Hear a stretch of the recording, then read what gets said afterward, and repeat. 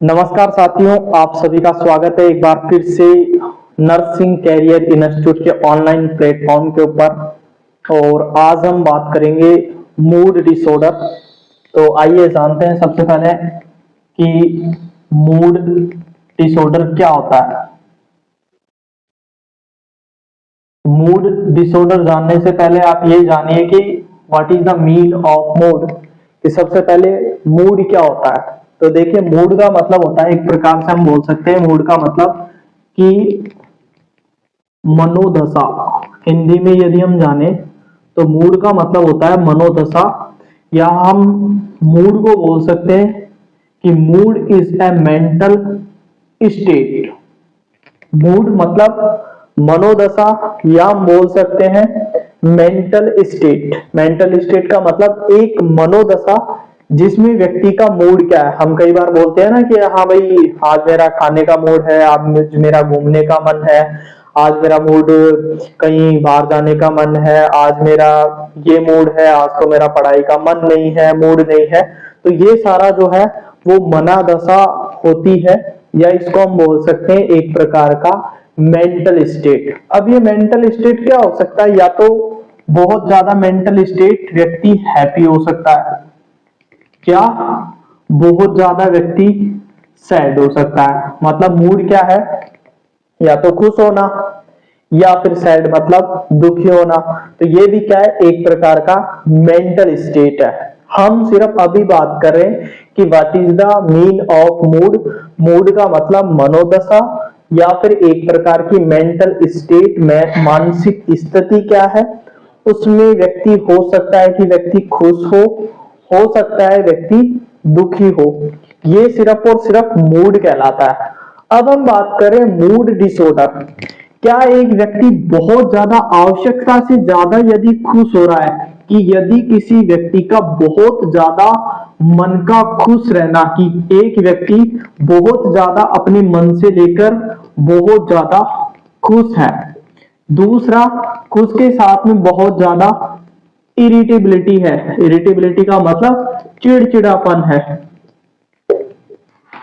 ठीक है, तो हम बोल सकते हैं कि ये एक कंडीशन डिसऑर्डर में बन जाएगी कि हैप्पी रहना अच्छी बात है, लेकिन इतना भी ज्यादा हैप्पी नहीं होना कि व्यक्ति उस हैप्पीनेस को लेकर अपने आप में बहुत ज्यादा बातें करने लगे, बहुत ज्यादा एक्टिविटी करने लगे, और व्यक्ति का स्वभाव दिन प्रतिदिन इरिटेबल चिड़चिड़ा होने लग जाए। तो हम उस कंडीशन को बोल सकते हैं बहुत ज्यादा हैप्पीनेस का होने का मतलब कि व्यक्ति मैनिया में जा सकता है, और मैनिया से व्यक्ति मैनिक पेशेंट बन सकता है। ठीक है, मैनिक पेशेंट बन सकता है। दूसरा, कि कोई व्यक्ति दुखी है, कोई व्यक्ति दुखी है लेकिन इतना दुखी नहीं हो जाए कि वो किसी से बातें ही ना करे, अकेला रहने लग जाए, एक्टिविटीज को कम कर दे। तो हम बोल सकते हैं कि कोई व्यक्ति अगर मान लीजिए कोई भी बात नहीं कर रहा है, पहले जो किसी भी प्रकार की एक्टिविटीज में इन्वॉल्वमेंट हो रहा था, बहुत सारी चीजों में जो पहले उसको करने में मजा आ रहा था, अब उसको मजा नहीं आ रहा है। फॉर एग्जाम्पल, उसको क्रिकेट अच्छा लगता था, उसको मूवी देखना अच्छा लगता था, उसको सिनेमा जाना अच्छा लगता था, उसको और कोई अन्य काम करने में इंटरेस्ट था, लेकिन अब नहीं है। तो हम बोल सकते हैं कि व्यक्ति सैडनेस के साथ में किस में जा सकता है, डिप्रेशन में जा सकता है। तो समझ में आ गया होगा आपको कि मूड एक स्टेट है, जबकि व्यक्ति का मूड अगर बहुत ज्यादा इंक्रीज हो जाए, बहुत ज्यादा हैप्पीनेस की कंडीशन होती है, तो वो मैनिया को लीड कर सकती है। और साथ ही में अगर व्यक्ति बहुत ज्यादा यदि एक्सट्रीमली दुखी होता है, सैडनेस की कंडीशन होती है, तो व्यक्ति किस में जा सकता है, डिप्रेशन में जा सकता है। ठीक है, यहां तक क्लियर है। इसके बाद हम बोल सकते हैं कि अब मूड डिसऑर्डर का डेफिनेशन क्या होगा।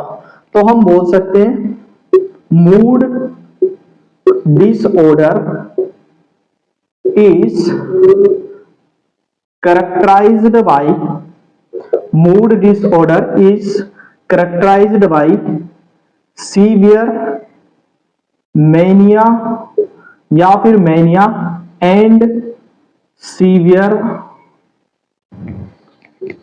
Depression is known as mood disorder।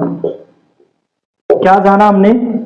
Mood disorder characterise by, sorry किसी का फोन आ गया।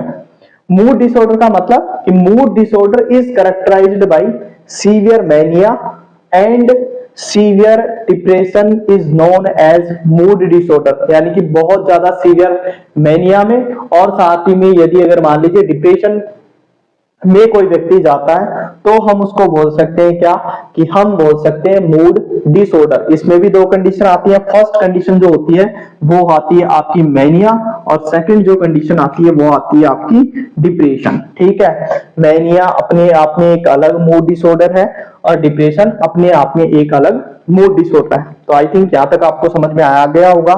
इसके बाद में हम बात करते हैं स्पेशल टॉपिक सबसे पहले कि मैनिया क्या होता है।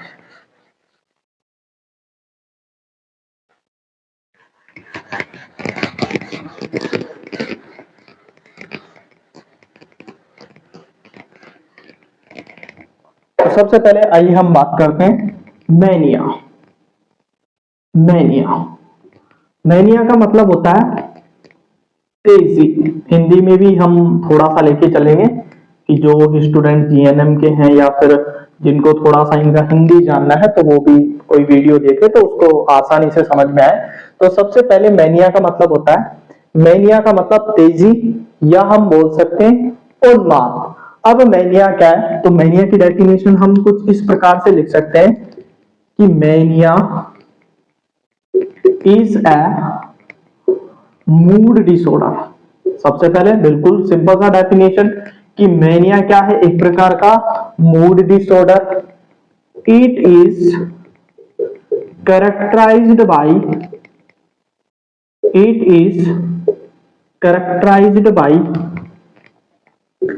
एलिवेशन ऑफ मूड का बहुत ज्यादा बढ़ना, फ्लाइट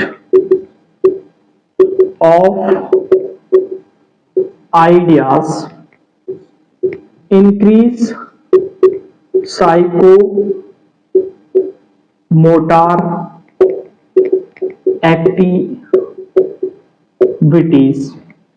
हमने क्या बोला? मैनिया एक मूड डिसऑर्डर है। It is characterised by elevation of mood, मतलब मूड का बहुत ज्यादा एलिवेट होना, मतलब बहुत ज्यादा इंक्रीज हैप्पीनेस का होना।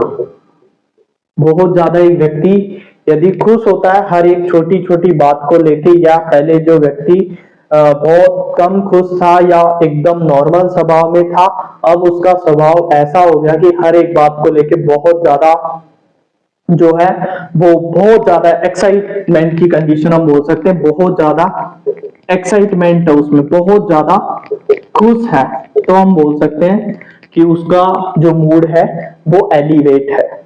दूसरा, flight of ideas.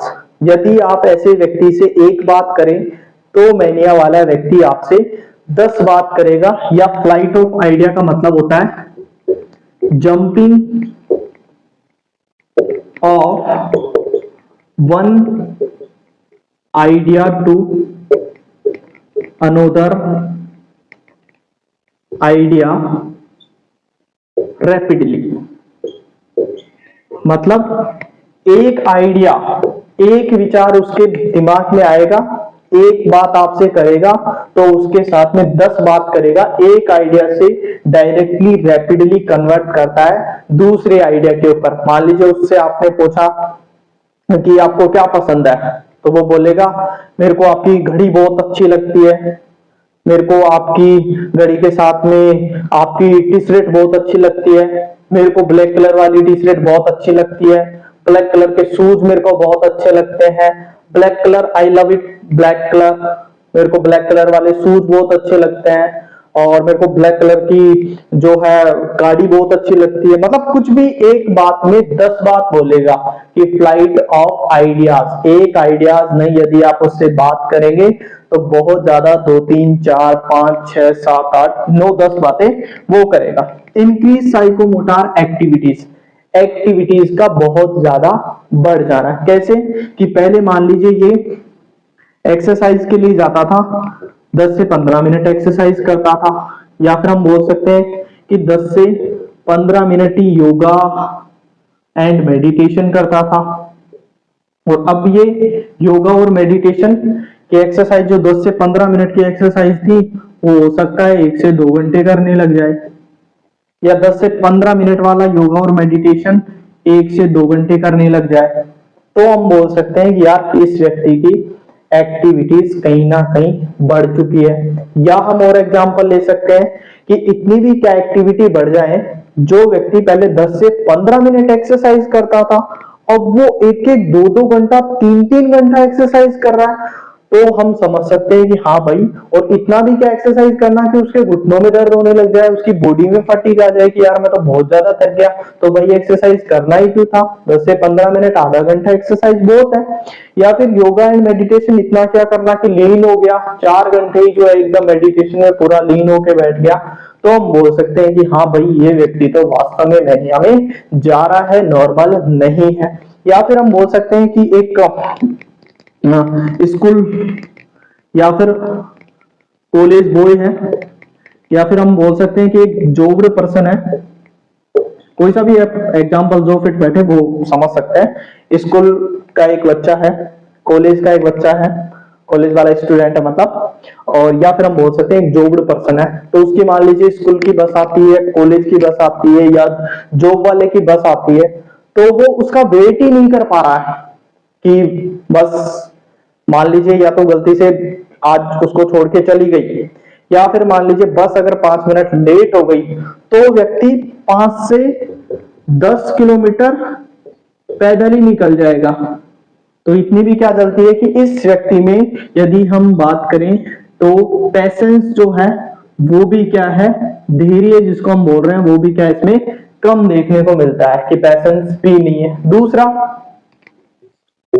Decrease slip, decrease slip की यहाँ पे व्यक्ति बहुत कम सोता है, कितने 3 से 4 घंटे सोकर, एंड फील फ्रेश, मतलब 3 4 घंटे की नींद लेकर भी, आपको पता है कि 6 से 8 घंटे नींद बहुत जरूरी है, और 6 घंटे जो है वो तो जरूरी है, एटलीस्ट स्टूडेंट हो, कोई कॉलेज का हो या कोई भी जॉब पर्सन हो। लेकिन ये व्यक्ति 3 से 4 घंटे नींद लेकर भी आपको लगेगा कि बहुत ज्यादा फ्रेश है, बहुत ज्यादा इसकी एनर्जी और एकदम सब कुछ बढ़िया है, तो आपको लग जाएगा कि हाँ यार ये व्यक्ति पहले तो 6 8 घंटे सो रहा था, और 9 9 10 10 घंटे, और अब 3 4 घंटे, और फील फ्रेश है, ऊपर से फ्लाइट ऑफ आइडिया, बहुत ज्यादा बातें कर रहा है, बहुत ज्यादा एक्टिविटीज बढ़ी हुई है, और साथ ही में हर एक बात को लेकर खुश हो रहा है, बहुत ज्यादा खुश हो रहा है। तो हम समझ जाएंगे कि ये व्यक्ति किसमें चला गया, मैनिया में चला गया। इसके अलावा हम बात करें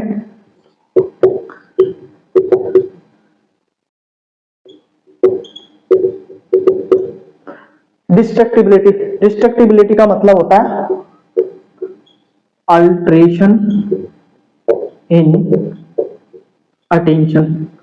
ये व्यक्ति एक जगह के ऊपर ध्यान ही नहीं कर पाएगा, फोकस ही नहीं कर पाएगा। इसको आपको कोई काम देंगे तो ये उसको जल्दी जल्दी करेगा। ये एक बच्चा है या एक स्टूडेंट है जिसको ऐसा मैनिया है, तो वो आप कोई भी काम उसको देंगे, कोई भी टास्क उसको देंगे, तो एक टास्क नहीं करेगा, ये कम से कम 2 2 3 3 4 4 टास्क करेगा, और एक भी टास्क या फिर हम बोल सकते हैं एक भी काम को अच्छे से ठीक ढंग से नहीं करेगा, क्योंकि इसमें डिस्ट्रक्टिबिलिटी है कि इसका अटेंशन जो है उसमें अल्ट्रेशन हो गया है कहीं ना कहीं, तो ये ठीक से काम भी नहीं कर पाएगा। तो सबसे पहले हमने क्या पढ़ा कि मैनिया एक मूड डिसऑर्डर है जिसमें एलिवेशन ऑफ मूड का होना, फ्लाइट ऑफ आइडियाज होना, साइकोमोटर एक्टिविटीज का बढ़ना, कम नींद लेकर भी बहुत ज्यादा फ्रेश फील करना, और साथ ही में इरिटेबिलिटी होना। यदि हम बात करें तो ये एक प्रकार से मोटा मोटा समरी है, हम इसको बोल सकते हैं। इसके अलावा एक दो फीचर्स और लिख सकते हैं हम इसमें। इंक्रीज टॉल्केटिवनेस मतलब बहुत ज्यादा बातचीत का करना, बातचीत करना, ठीक है। ये हम बोल सकते हैं कि ये मोटे मोटे तौर पर सिम्टम है। और एक सबसे वेरी वेरी इंपॉर्टेंट कि यहाँ पे एक डिल्यूजन होता है, ठीक है। उस डिल्यूजन को बोलते हैं, तो उसको आगे लिख लेते हैं या फिर यहीं पे लिख देता हूं मैं। Delusion of graviosity. Delusion of graviosity का मतलब क्या है? डिल्यूजन डिल्यूजन का मतलब क्या होता है? डिल्यूजन का मतलब हम यहाँ पे समझ लेते हैं, थोड़ा नीचे आपको नहीं दिखे तो। डिल्यूजन का मतलब क्या होता है? तो सबसे पहले डिल्यूजन अपने आप में एक थॉट का डिसऑर्डर है, साथ ही में एक बड़ा टॉपिक है, इसके ऊपर भी एक सेपरेट वीडियो बनाएंगे। तो सबसे पहले अभी आप यहाँ पे इतना जान ले कि डिल्यूजन क्या है। तो डिल्यूजन का मतलब एफ एफ बी, बिल्कुल शॉर्ट में समझे, F F B. F F B का मतलब फाल्स्ड फिक्स्ड बिलीफ। एक बार मैं लिख देता हूं, फाल्स्ड फिक्स्ड बिलीफ। फाल्स्ड का मतलब गलत, झूठा। फिक्स्ड मतलब पक्का हो चुका है। बिलीफ मतलब विश्वास। एक ऐसा गलत, पक्का, झूठा विश्वास जो पेशेंट को फिक्स हो चुका है, that can not resolve, that can not resolve any rational, जिसको आप कोई भी प्रकार का रैशनल देके ठीक नहीं कर सकते, उसको हम बोल सकते हैं डिल्यूजन। डिल्यूजन क्या? एक थॉट है, एक ऐसा विचार है जो पेशेंट के मन में पूरी तरीके से फिक्स हो चुका है कि अब मेरे को ऐसा हो चुका है, जिसमें अलग अलग टाइप ऑफ डिल्यूजन आते हैं। जिसमें सबसे पहले हम बात कर रहे हैं डिल्यूजन ऑफ ग्रेंडियोसिटी मैनिया में, जिसमें पेशेंट को ऐसा लगता है कि मैं बहुत इंटेलिजेंट हूं, मेरे जितना इंटेलिजेंट तो इस दुनिया में कोई है ही नहीं, मैं बहुत पावरफुल आदमी हूं, मैं जो चाहूं वो मैं कर सकता हूं, मैं बहुत बड़ा फेमस पर्सन हूं, मेरे जितना फेमस कोई सेलिब्रिटी कोई है ही नहीं। कहने का मतलब अपने आप को ही भगवान समझ लेना, हम बोल सकते हैं डिल्यूजन ऑफ ग्रेंडियोसिटी। जिसका मतलब कि भाई मैं बहुत पावरफुल हूं, मेरे पास बहुत सारी पावर है, मेरी मोदी जी और इनसे बड़े बड़े लोगों से उठ बैठे हैं, मैं बहुत पावरफुल हूँ, आप लोगों को भी जो है मेरी बात माननी चाहिए, आप मेरी बात नहीं मानेंगे तो मैं ऐसा वैसा कुछ कर सकता हूँ। बहुत ज्यादा इंटेलिजेंसी कि मेरे में ही सबसे ज्यादा जो इंटेलिजेंसी पावर है वो मेरे में है, ऐसा व्यक्ति जो है मैनिया के अंदर समझने की कोशिश करता है। तो इसको हम बोल सकते हैं डिल्यूजन ऑफ ग्रेंडियोसिटी, ठीक है। तो कितने सिम्टम हो गए? सबसे पहले हम बात करें elevation of mood 1, flight of fight eight 2, increase psychomotor activity 3, decrease need of sleep 4, डिस्ट्रक्टिबिलिटी 5 और टाल्केटिवनेस 6 और डिल्यूजन ऑफ ग्रेंडियोसिटी 7। तो हम बोल सकते हैं कि 7 से 9 सिम्टम, कितने? 7 से 9 सिम्टम्स जो है वो मैनिया के हो सकते हैं।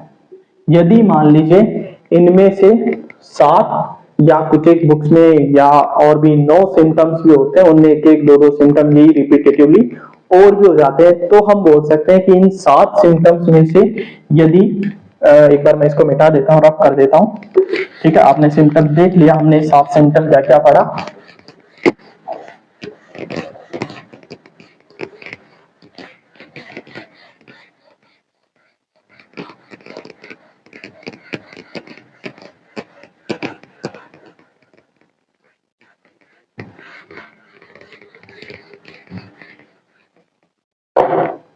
यदि इन 7 सिम्टम्स में 3 सिम्टम्स प्रेजेंट हो, कितने दिन तक? 1 वीक तक। 7 सिम्टम की हम बात कर रहे हैं, वेरी वेरी इंपॉर्टेंट। 7 सिम्टम जो हमने पढ़े, उनमें से यदि 3 सिम्टम प्रेजेंट होते हैं 1 वीक तक, तो हम क्या कर सकते हैं, डायग्नोसिस कर सकते हैं किसका, मेनिया का। अब हम बात करें वो 3 सिम्टम क्या है जो हमने 7 पढ़ा, उसमें भी हम इंपॉर्टेंट जाने, तो मैं आप ट्राइंगल से आपको समझाता हूं। Elevation of mood, flight of idea, increase psychomotor activity. ये इस प्रकार से हम बोल सकते हैं, क्या क्या, एलिवेशन ऑफ मूड, मूड का बढ़ना, flight of ideas, jumping from one idea to another idea, एक बात से दूसरी बात पे फटाक से जल्दी से आना, psychomotor activities 10 minute 15 minute yoga meditation करना, और अब हो सकता है कि ये व्यक्ति 2 घंटा 3 घंटा मेडिटेशन योगा एक्सरसाइज करे। या फिर हम बोल सकते हैं यहाँ पे कि 7 सिम्टम तो हमने पढ़े, एक बार हम आप चाहें तो ट्राइंगल से हमने 3 तो ये देख लिया कि elevation of mood, flight of ideas, psychomotor activities, इसके अलावा डिक्रीज, एक बार मैं और लिख देता हूं, need of sleep and feel fresh, इसके अलावा डिस्ट्रैक्टिबिलिटी जिसमें अटेंशन का कम होना, उसके अलावा डिल्यूजन ऑफ ग्रेंडियोसिटी, और इसके अलावा इंक्रीज टालकेटिवनेस।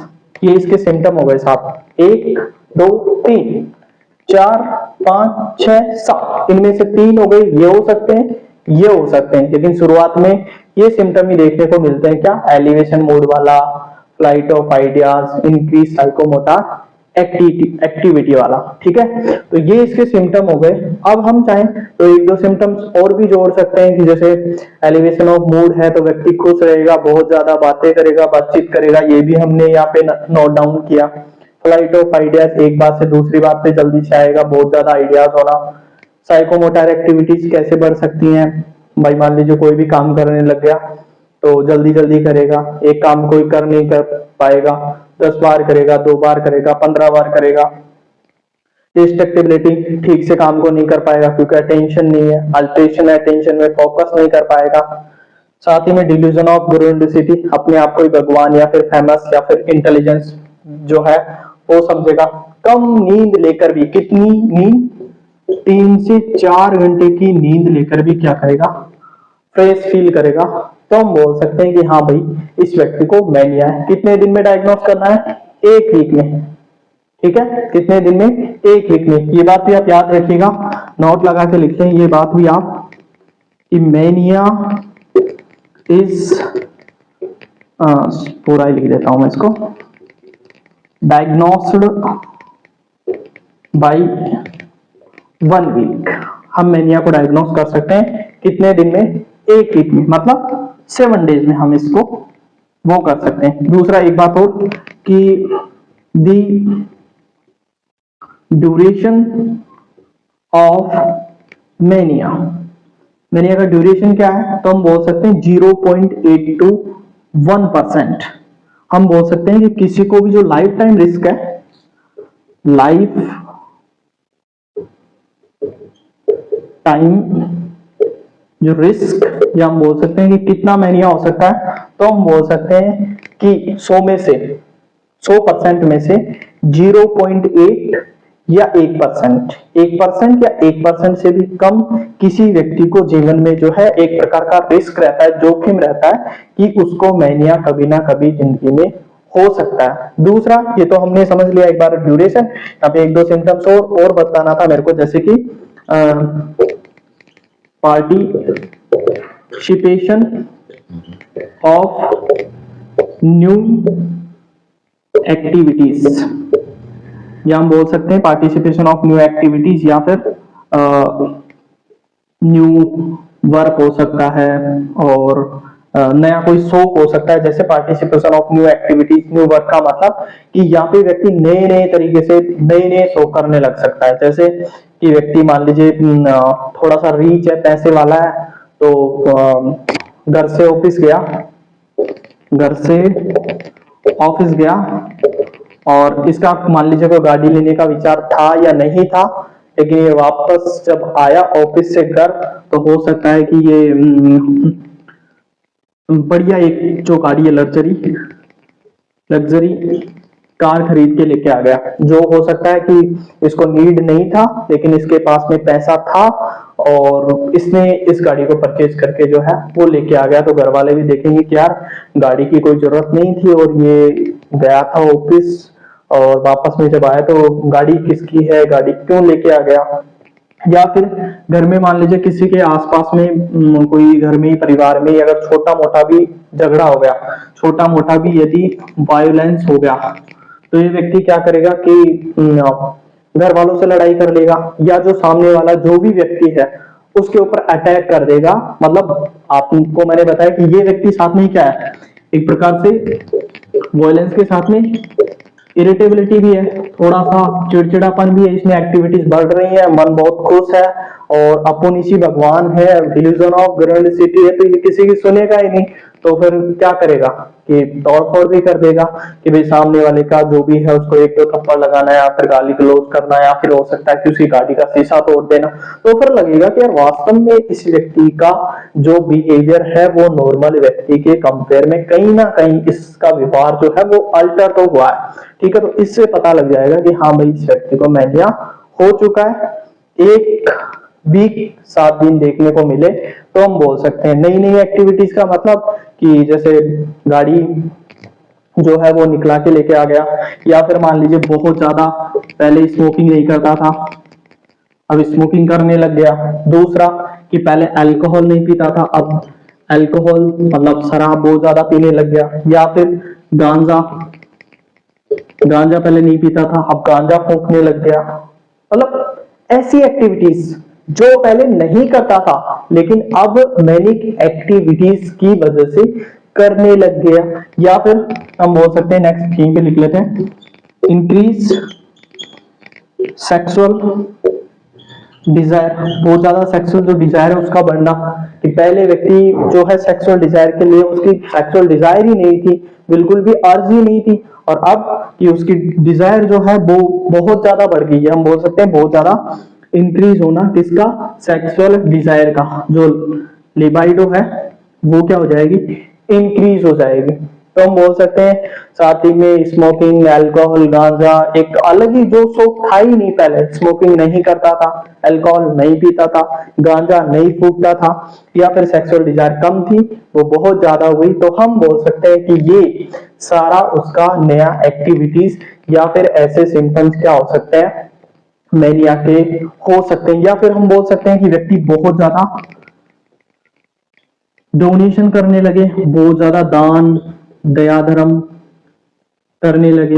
मंदिर में गया, 2 घंटे पूजा करने के लिए गया था या 1 घंटा पूजा करने के लिए गया, और पता लगा घर वालों को कि भाई ये तो रात को भी नहीं आया, रात को भी नहीं आया, और देखा तो भगवान जी सो गए, पंडित सो गया, सब सो गए, लेकिन ये तो पूजा कर रहा है, वहां पे लीन है ये तो लगेगा आपको कि यार पहले तो 2-2 3-3 घंटे ये व्यक्ति पूजा कर रहा था, और अब 24 घंटे पूजा कर रहा है भगवान की। तो पूजा करना मतलब नोट है, पाप पाप नहीं है, लेकिन फिर भी यहाँ पे ऐसा लगेगा कि हाँ यार पहले इसका ये स्वभाव नहीं था, पहले इसका ये मूड मनोदशा नहीं थी, लेकिन अब ये इसकी मनोदशा बन चुकी है। ठीक है, बहुत ज्यादा डोनेशन करेगा, बहुत ज्यादा दान दया धर्म करना, तो ये सारे क्या हो सकते हैं, मैनिया के फीचर्स हो सकते हैं। मोटा मोटा हमने इसके बारे में जाना। मैनिया का इससे बाहर कोई क्वेश्चन नहीं है। BSc nursing 3rd year mental health, जो नर्सिंग हम सब्जेक्ट पढ़ रहे हैं, मेंटल हेल्थ नर्सिंग जो हम पढ़ रहे हैं, चाहे वो जीएनएम, चाहे वो बीएससी नर्सिंग पार्ट 3rd हो, या फिर हम बोल सकते हैं जीएनएम पार्ट 2nd, या फिर कोई अन्य कोई भी प्रकार का मेंटल हेल्थ नर्सिंग या फिर मेंटल हेल्थ का कोई सब्जेक्ट है, तो इससे बाहर मैनिया नहीं जाएगा जितना मैं आपको पढ़ा रहा हूँ आज के जो इस टॉपिक में। तो सबसे पहले हमने डायग्नोसिस भी देख लिया इसका कि 7 दिन में मैनिया डायग्नोस कर सकते हैं। 0.8 to 1% लाइफ टाइम रिस्क रहता है मैनिया का। बहुत सारी अलग अलग एक्टिविटीज मैनिया का पेशेंट परफॉर्म करता है। तो ये हमने देखा मैनिया के बारे में कि कितना क्या सिम्टम जो है वो मैनिया का हो सकता है। इसके बाद में हम देखते हैं इंपॉर्टेंट कि कॉजेस ऑफ मैनिया। तो देखिए सबसे पहले कॉजेज जो है मैनिया का, वो सबसे पहले ये होता है कि सबसे पहले यदि हम कॉज की बात करें तो हम बोल सकते हैं न्यूरो बायो केमिकल चेंजेस। यदि मूड मनोदशा की हम बात करें मूड डिसऑर्डर में, तो सबसे पहले बायोकेमिकल चेंजेस आते हैं। बायोकेमिकल चेंजेस का मतलब कि व्यक्ति में या हमारे सब में कुछ न्यूरोट्रांसमीटर केमिकल्स होते हैं, वो यदि बहुत ज्यादा या तो अप हो जाए या बहुत ज्यादा डाउन हो जाए। कहने का मतलब उनका अप होना और डाउन होना डिजीज या फिर डिसऑर्डर जो कंडीशन है उसको लीड करना। तो सबसे पहले न्यूरोबायोकेमिकल चेंजेस में क्या होता है कि यहाँ पे नोर एपिनेफ्रिन का लेवल क्या हो जाता है, बहुत ज्यादा इंक्रीज हो जाता है। नोर एपिनेफ्रिन का लेवल बहुत ज्यादा इंक्रीज होता है। इसके अलावा हम बोल सकते हैं नोर एपिनेफ्रिन के अलावा डोपामाइन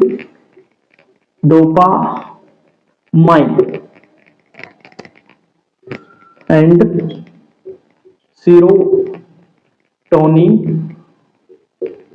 का लेवल क्या होना, इंक्रीज होना। तो हम बोल सकते हैं नोरेपिनेफ्रिन का लेवल इंक्रीज होना, या हम बोल सकते हैं डोपामाइन और सीरोटोनिन का लेवल, या हम बोल सकते हैं तीनों का लेवल। तो यदि आपसे कॉम्पिटिटिव एग्जाम में पूछा जाए तो फर्स्ट प्रायोरिटी पे हम रखते हैं कि नोरेपिनेफ्रिन का लेवल यदि बढ़ता है तो हम बोल सकते हैं कि इसको मैनिया की कंडीशन है, वो डायग्नोस कर सकते हैं। दूसरा, डोपामिन और सीरोटोनिन दोनों का साथ में होना, तो ये भी लीड करता है किसको, मैनिया को लीड करता है। क्या हम बोल सकते हैं कि तीनों का लेवल बढ़ना प्लस नोरेपिनेफ्रिन भी, डोपामाइन भी और सीरोटोनिन तीनों का लेवल बढ़ जाए तो हम बोल सकते हैं ये किसको लीड करेगा, मैनिया को लीड करता है। सबसे इंपॉर्टेंट जो थ्योरी या बायोकेमिकल चेंजेस जो है जिसको हम बोल रहे हैं उसमें इंपॉर्टेंट, ठीक है। इसके अलावा यदि ये नोरेपिनेफ्रिन या फिर हम बोल रहे हैं डोपामिन या फिर हम बोल रहे हैं सीरोटोनिन, यदि इन तीनों का लेवल डिक्रीज हो जाए तो व्यक्ति किस में जा सकता है, आगे कंडीशन पढ़ेंगे हम, डिप्रेशन, ठीक है। मतलब लेवल बढ़ना मैनिया, लेवल कम होना डिप्रेशन, ठीक है।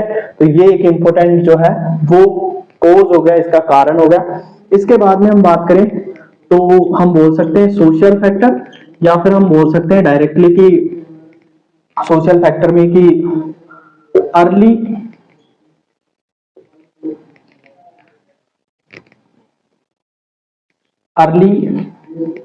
अचीवमेंट ऑफ लाइफ गोल्स, या हम बोल सकते हैं अर्ली अचीवमेंट ऑफ सक्सेस। क्या सोशल फैक्टर, या हम डायरेक्टली बोल सकते हैं कि कोई व्यक्ति early achievement of life goals, कि कोई व्यक्ति का लाइफ में कुछ गोल था, कुछ बनना था, उसको कुछ लाइफ में करना था, वो उसने उसकी लाइफ में जल्दी अचीव कर लिया। कि एट अ टाइम उसको कुछ करना था, आईएएस बनना था, नई गाड़ी लेना था, नया बिजनेस स्टार्ट करना था, उसने उसको अच्छा करना था, तो उसने उस एट अ टाइम उस चीज को अचीव कर लिया जो उसका गोल था। तो हम बोल सकते हैं कि व्यक्ति मैनिया में जा सकता है। दूसरा, अर्ली अचीवमेंट ऑफ सक्सेस, ये दोनों पॉइंट रिलेटेड ही। सक्सेस का मतलब कि कोई व्यक्ति जल्दी से जो भी बिजनेस था उसका, आईएएस उसको बनना था, कोई भी उसको जो भी नौकरी प्रोफेशन जो वो करना चाहता था, या जो भी अपना लाइफ का एक गोल था उसमें यदि वो सक्सेस हो गया कि उसने उस चीज को क्या कर लिया, अचीव कर लिया, प्राप्त कर लिया, तो उस टाइम में व्यक्ति क्या हो सकता है, मेनिया में जा सकता है। उसको मेनिया का जो डिसऑर्डर है, मूड डिसऑर्डर जिसको हम बोल रहे हैं, वो मेनिया हो सकता है। तो ये जो है वो इम्पोर्टेंट कुछ एक कारण हो सकते हैं मेनिया के। तो सबसे पहले आप यही जानिएगा, नॉरएपिनेफ्रिन, सेरोटोनिन, डोपामाइन का लेवल बढ़ना, एनिया, इसके साथ में अर्ली अचीवमेंट कोई भी लाइफ गोल, या फिर हम बोल सकते हैं early achievement of success of life की बहुत ज्यादा जल्दी सक्सेस होना, ये सारा किसको लीड करता है, मेनिया को लीड करता है। ठीक है, सिम्टम्स हमने देख लिया, इसके बाद में हमने कॉजेज हमने देख लिया। अब चलते हैं इसके डायग्नोसिस के ऊपर, इसके वो डायग्नोसिस कैसे कर सकते हैं।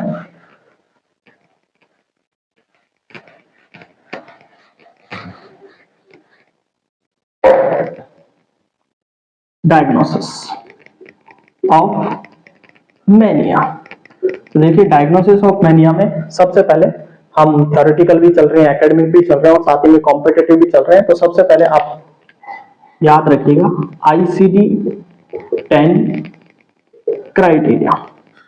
ICD-10 क्राइटेरिया का मतलब क्या होता है, ICD का फुल फॉर्म होता है international classification of diseases. ICD का फुल फॉर्म होता है, आई मतलब इंटरनेशनल, सी मतलब क्लासिफिकेशन, डी मतलब डिजीजेस।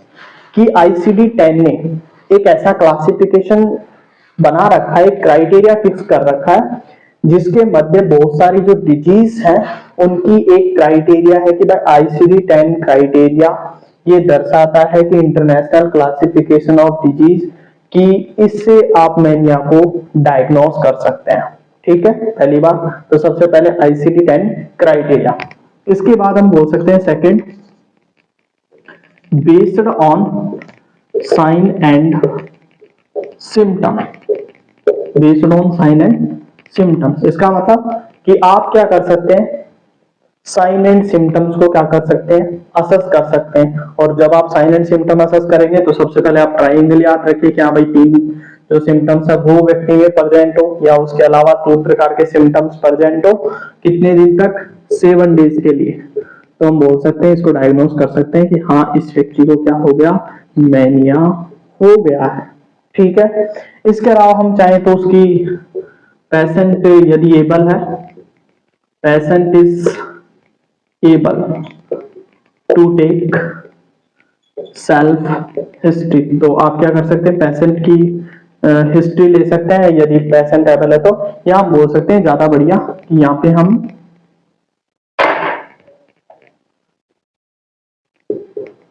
सॉरी जो फैमिली हिस्ट्री है,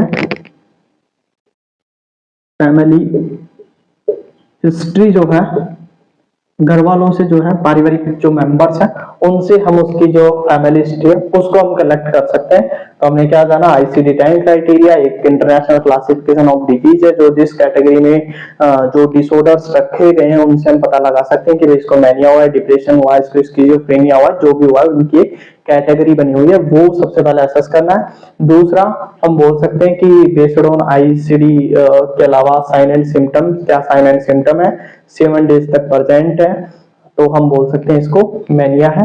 दूसरा हम बोल सकते हैं कि फैमिली हिस्ट्री, ठीक है, खुद से पेशेंट नहीं बता पाएगा खुद की एक्टिविटीज के बारे में, तो हम बोल सकते हैं कि यहाँ पे पेशेंट इतना एबल भी नहीं, उसकी एक्टिविटीज बहुत ज्यादा बढ़ी हुई है, तो हम बोल सकते हैं कि हम घर वालों का जो है हिस्ट्री कलेक्शन करेंगे तो वो बता पाएंगे कि हाँ भाई इसकी एक्टिविटी ज्यादा हो गई है, आजकल ये बहुत बातें करने लगा है, आजकल इसकी एक्टिविटीज बहुत ज्यादा बढ़ी हुई है, बहुत ज्यादा घूमने जाता है, बहुत ज्यादा आजकल स्मोकिंग भी करने लग गया है, आजकल हर एक बात के लिए 2 बात बोलते हैं, 10 बात बोलता है, और खेलने भी जाता है तो 2 घंटे 3 घंटे नहीं 10-10 12-12 घंटे खेलने के लिए जाता है, तो हम उससे डायग्नोस कर सकते हैं।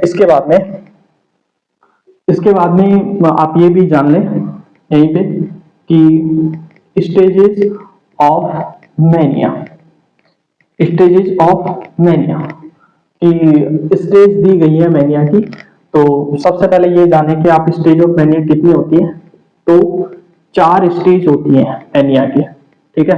ये सबसे पहले स्टेज ऑफ मैनिया की यदि हम बात करें तो मैनिया की 4 प्रकार की स्टेज होती है, और उन स्टेज में सबसे पहले आता है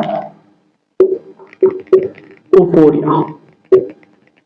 यूफोरिया का मतलब होता है कि सेंस ऑफ वेलबींग, व्यक्ति क्या है, वेलबींग है, ठीक है, बहुत अपने आप को जो है वो लेके सेंस ऑफ वेलबींग है, मतलब बहुत ज्यादा हैप्पीनेस है, ठीक है।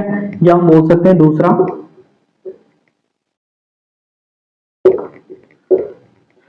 एलिवेशन बोलेंगे, लेकिन माइल्ड एलिवेशन ऑफ मूड, क्या बोलेंगे, माइल्ड एलिवेशन ऑफ मूड है व्यक्ति का, ठीक है।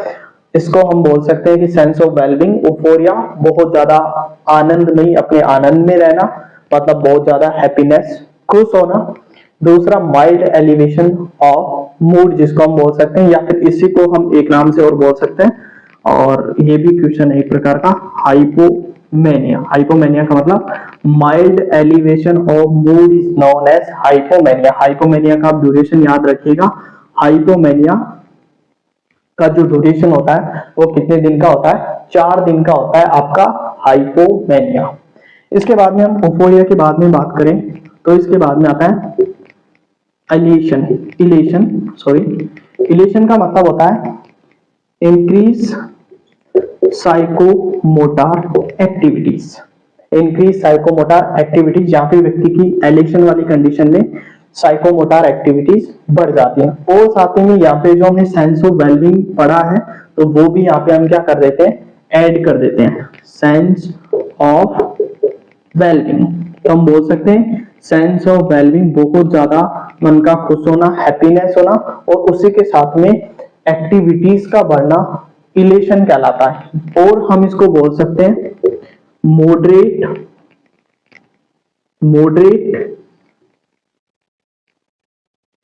Elevation of mood. क्या बोल सकते हैं हम इसको, मॉडरेट एलिवेशन ऑफ मूड, मतलब पहले माइल्ड, कम, हाइपोमेनिया 4 दिन का, फिर उसके बाद में increase psychomotor activity plus sense of wellbeing, बहुत ज्यादा खुश, हैप्पीनेस होना, और मॉडरेट एलिवेशन ऑफ, मॉडरेट थोड़ा सा मूड का क्या हो गया, बढ़ गया, मूड में थोड़ी तेजी आ गई। इसके बाद में हम बोल सकते हैं तीसरा एक्सलेशन। एक्सलेशन का मतलब होता है, यहाँ पे एक वर्ड आता है डिल्यूजन ऑफ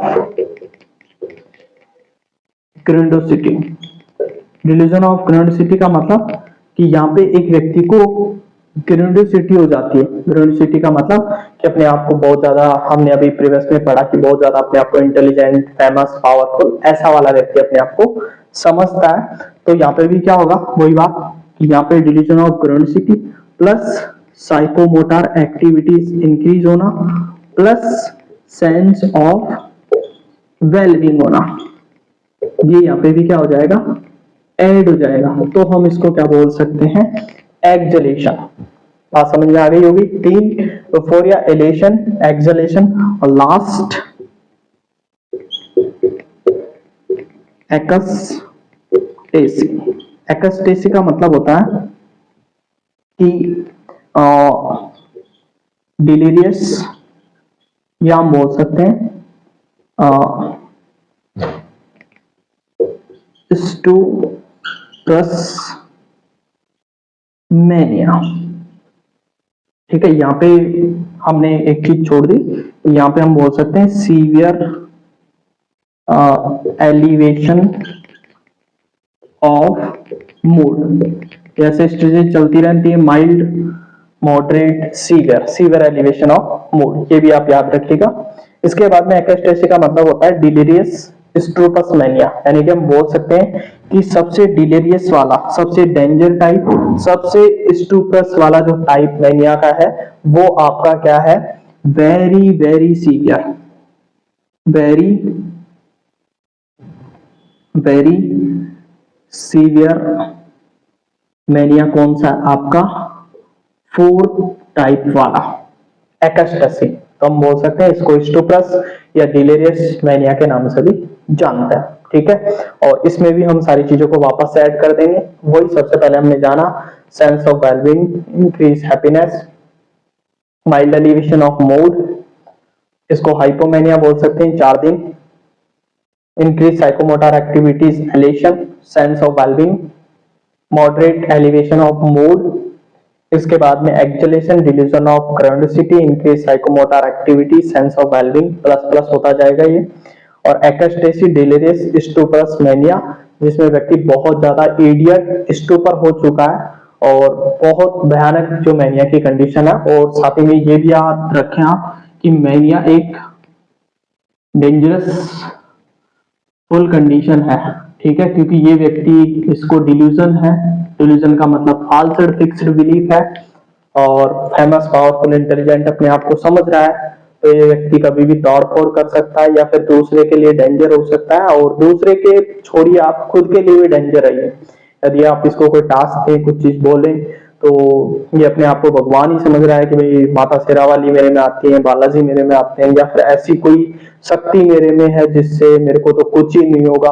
तो हो सकता है कि ये व्यक्ति कुछ ऐसी एक्टिविटी कर दे, मान ले छत से कूद जाए, या फिर अपने आप को कोई भी नाइफ, चाकू वगैरह से अपने आप को काटने की कोशिश करे, तो या फिर मान लीजिए कि रस्सी से लटकने की कोशिश करे, कूदने की कोशिश करे, क्योंकि इसको पता है डिल्यूजन हो रखा है, डिल्यूजन ऑफ क्यूरियोसिटी, तो ये समझेगा कि भाई मेरे को कुछ होगा नहीं, जबकि इसका क्या है, एक प्रकार का भ्रम है, मूड डिसऑर्डर मैनिया हो चुका है। जबकि ऐसा करेगा तो ये हो सकता है, ये खुद के लिए भी, सेल्फ के लिए भी क्या हो सकता है, डेंजर हो सकता है, ठीक है, सेल्फ के लिए भी ये व्यक्ति क्या है, डेंजर है। तो ये बात आपकी मैनिया की जो आप स्टेज हैं, 4 स्टेज होती हैं, ये भी आप जो है वो याद रखें। सबसे पहले पढ़ा ओफोरिया, ओफोरिया के बाद में एलेशन, एलेशन का मतलब होता है एक्सलेशन, एक्सलेशन के बाद में होता है आपका एक्सटेसी, ठीक है। 4 स्टेज, ओफोरिया, एलेशन, एक्सलेशन, एक्सटेसी, ठीक है। इसके बाद में हम पढ़ते हैं इसका ट्रीटमेंट, इसके बाद में हम पढ़ते हैं इसका ट्रीटमेंट। तो देखिए ट्रीटमेंट क्या है, ट्रीटमेंट में हम यहाँ पे पेशेंट को क्या दे सकते हैं कि सबसे पहले ट्रीटमेंट को इस व्यक्ति का मूड सेट करना है। तो मूड सेट करने वाली दवाइयां कहलाती है, मूड सेट करने वाली दवाइयां कहलाती है मूड स्टेबलाइजर। ऐसी दवाइयां जो मूड को सेट कर दे वो कहलाती है मूड स्टेबलाइजर। और उस मूड स्टेबलाइजर में भी एक ड्रग का नाम आता है लिथियम।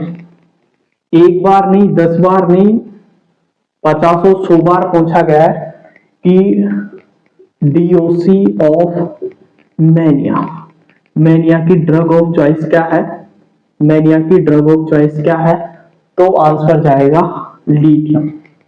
यदि ये आंसर में नहीं होता है तो हम बोल सकते हैं सोडियम वेलप्रोएट, या हम बोल सकते हैं सोडियम सिट्रेट, ये इसी के डेरिवेटिव है भाई। मूड स्टेबलाइजर, मूड स्टेबलाइजर में एक ड्रग ऑफ चॉइस हम बोले मैनिया की, तो वो लिथियम, या हम बोल सकते हैं सोडियम वेलप्रोएट, या हम बोल सकते हैं सोडियम सिट्रेट। यदि ऑप्शन में ऐसा नहीं होता है तो ये 2 ड्रग भी जो है हम मैनिया के ट्रीटमेंट के लिए काम में ले सकते हैं। यदि व्यक्ति इनसे रेस्पॉन्ड नहीं देता है, एज ए साइकियाट्रिस्ट जब मूड स्टेबलाइजर देता है तो मे बी 1 वीक में इनका काफी अच्छा रेस्पॉन्ड आता है, ठीक है।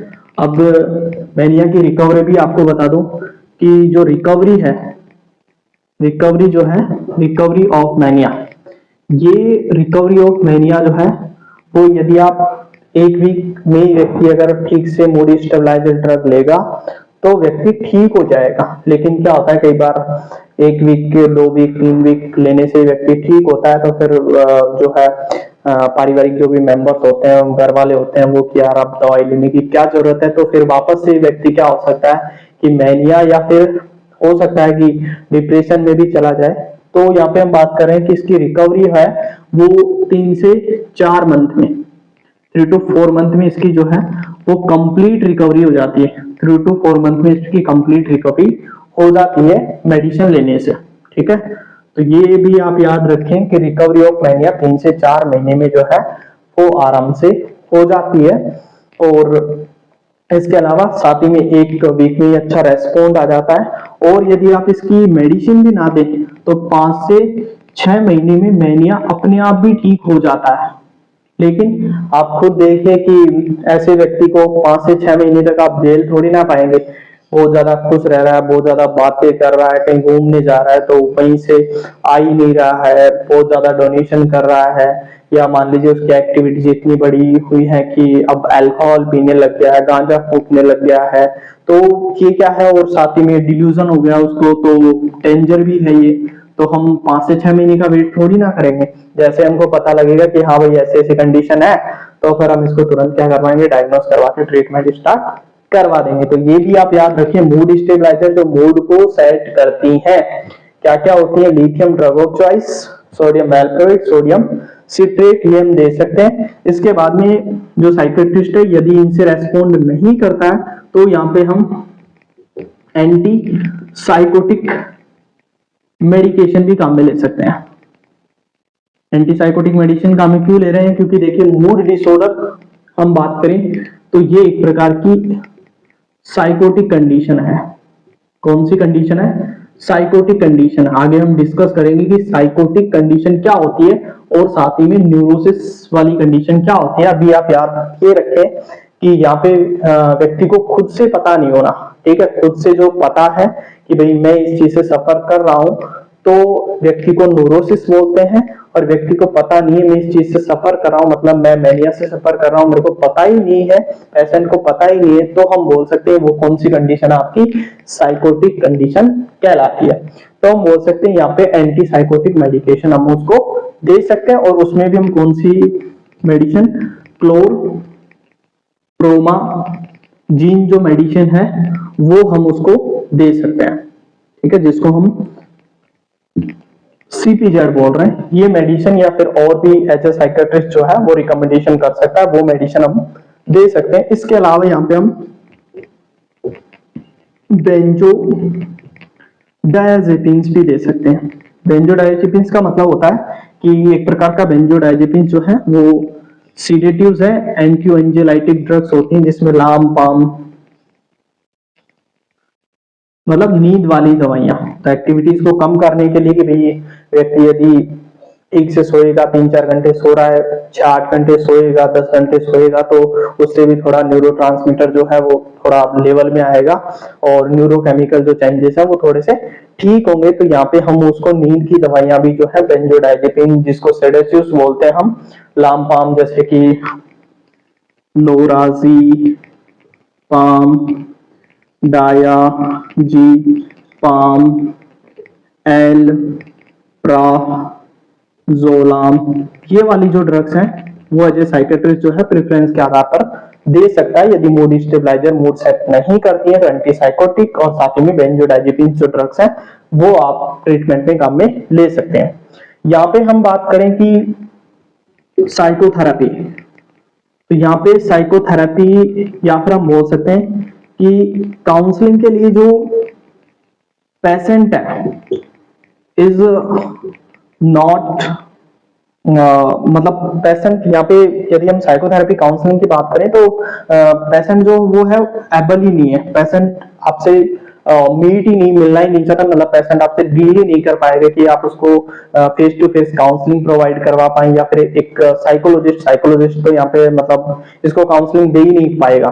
ठीक है, एज ए साइकियाट्रिस्ट ही यहाँ पे इसका क्या कर पाएगा, ट्रीटमेंट कर पाएगा। तो यहाँ पे हम बोले तो साइकोथेरेपी इतनी इफेक्टिव नहीं है, फिर भी यदि आप देना चाहें तो यहाँ पे हम CBT, कॉग्निटिव जो बिहेवियर थेरेपी है वो हम दे सकते हैं। कॉग्निशन बिहेवियर थेरेपी बिल्कुल शॉर्ट में समझिएगा।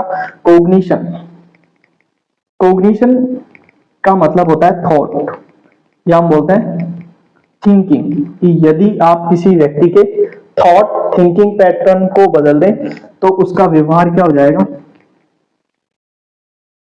व्यवहार अपने आप ही क्या हो जाएगा, चेंज हो जाएगा। तो हमें इसका व्यवहार बदलना है। कि सीबीटी कॉग्निटिव बिहेवियर थेरेपी जो है वो आप यहाँ पे इसको दे सकते हैं। इसके अलावा आप चाहें तो इसको इंडिविजुअल साइकोथेरेपी दे सकते हैं सेल्फ, जो कि थोड़ा कम ही पॉसिबल है। इसके अलावा हम बोल सकते हैं कि यहाँ पे आप चाहें तो इसको घर वालों को फैमिली थेरेपी दे सकते हैं कि हाँ भाई इसका ट्रीटमेंट जो है वो दे रहे हैं, इसको मेडिसिन कैसे क्या देनी है, इसकी एक्टिविटीज को कैसे क्या कंट्रोल करना है, इसको क्या खाने में देना है, इससे क्या काम करवाना है, क्या काम नहीं करवाना है। तो ये सारा हमने जाना कि ट्रीटमेंट जो है वो मैनिया का क्या होता है। ठीक है, इतनी बात आई थिंक आपको समझ में आ गई होगी। इसके बाद में हम नर्सिंग में बात करें, नर्सिंग फील्ड में, तो नर्सिंग फील्ड वालों के लिए सबसे बड़ा और सबसे इंपॉर्टेंट जो एस्पेक्ट होता है वो होता है नर्सिंग मैनेजमेंट। तो इसका नर्सिंग मैनेजमेंट भी कुछ इतना खास नहीं है, बिल्कुल बेसिक सा इसका जो है वो नर्सिंग मैनेजमेंट है। तो आइए सबसे पहले इसका देखते हैं कि भाई नर्सिंग मैनेजमेंट क्या हो सकता है।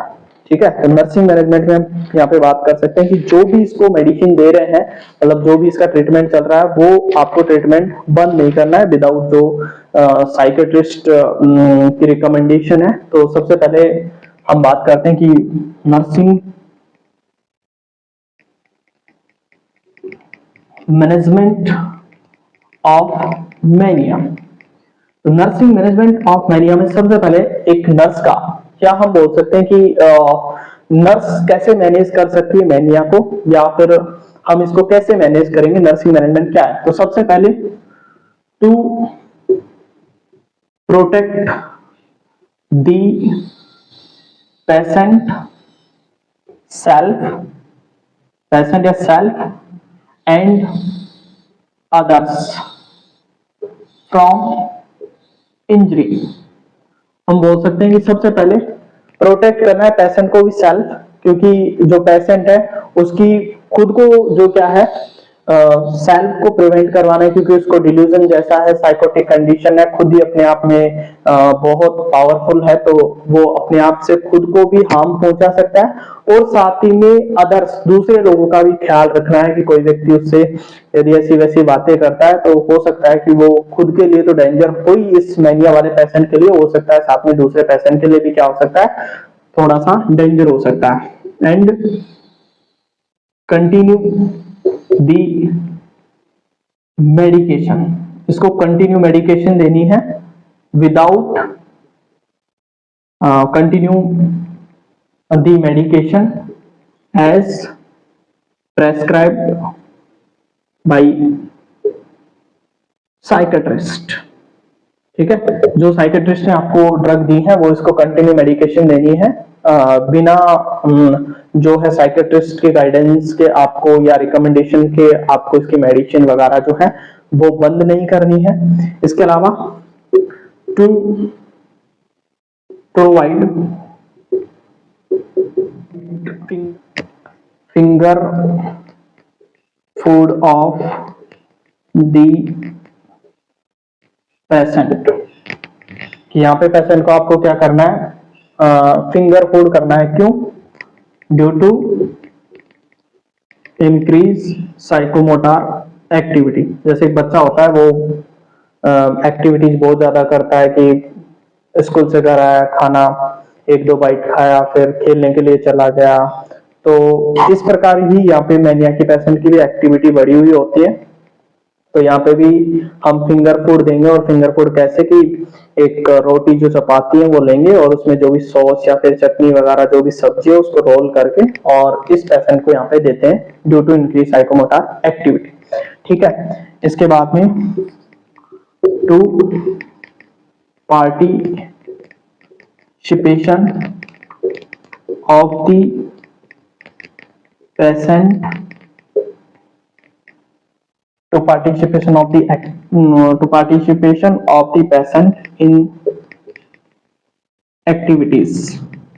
पेशेंट को जो है वो पार्टिसिपेशन करवाना है एक्टिविटीज में। अब एक्टिविटीज में पार्टिसिपेशन का मतलब कि हम उसको मॉडलिंग, भाई मिट्टी के कुछ जो है खिलौने वगैरह वो बना सकता है, या फिर हम बोल सकते हैं कि गार्डनिंग वगैरह कर सकता है, पेड़ पौधों में पानी वगैरह जो है वो दे सकता है। यहाँ पे हमको उससे कोई काम थोड़ी ना करवाना है, लेकिन उसकी जो एक्टिविटीज है वो थोड़ी बढ़ी हुई है, वो यहाँ पे कहीं पे यूटिलाइज हो जाए। भाई मिट्टी के कोई खिलौने वगैरह बना रहा है या फिर गार्डनिंग वगैरह, पेड़ पौधों में पानी वगैरह दे रहा है, ये जो है वो हम उस एक्टिविटीज में पेशेंट को थोड़ा सा क्या कर सकते हैं, जिससे उसकी एक्टिविटी जो बढ़ी हुई है वो क्या हो जाए, थोड़ी डिक्रीज हो जाए, हम बोल सकते हैं थोड़ी सी मिनिमाइज हो जाए, कम हो जाए। ठीक है, इसके बाद में do not argument of the patient. और यहाँ पे कभी भी पेशेंट के साथ में आर्ग्यूमेंट नहीं करना होता है। वैसे तो कोई भी साइकेट्रिक पेशेंट हो या कोई भी पेशेंट हो उसके साथ में आर्ग्यूमेंट नहीं करना होता है, लेकिन फिर भी स्पेशली इस पेशेंट के साथ में आर्ग्यूमेंट नहीं करना होता है, क्योंकि एक्टिविटीज बढ़ी हुई है, बहुत ज्यादा खुश है अपने आप में लेकर ही, बहुत इसके आइडियाज जो है फ्लाइट ऑफ आइडियाज है। तो यहाँ पे आर्ग्यूमेंट पेशेंट के साथ में आपको बिल्कुल भी नहीं करना है। जो वो बोल रहा है वो कर रहा है, उसके हिसाब से वो बिल्कुल भी सही है, उसके हिसाब से गलत नहीं है। और इसके अलावा लास्ट पॉइंट हम बोल सकते हैं कि आस्क क्लोज्ड एंडेड क्वेश्चन।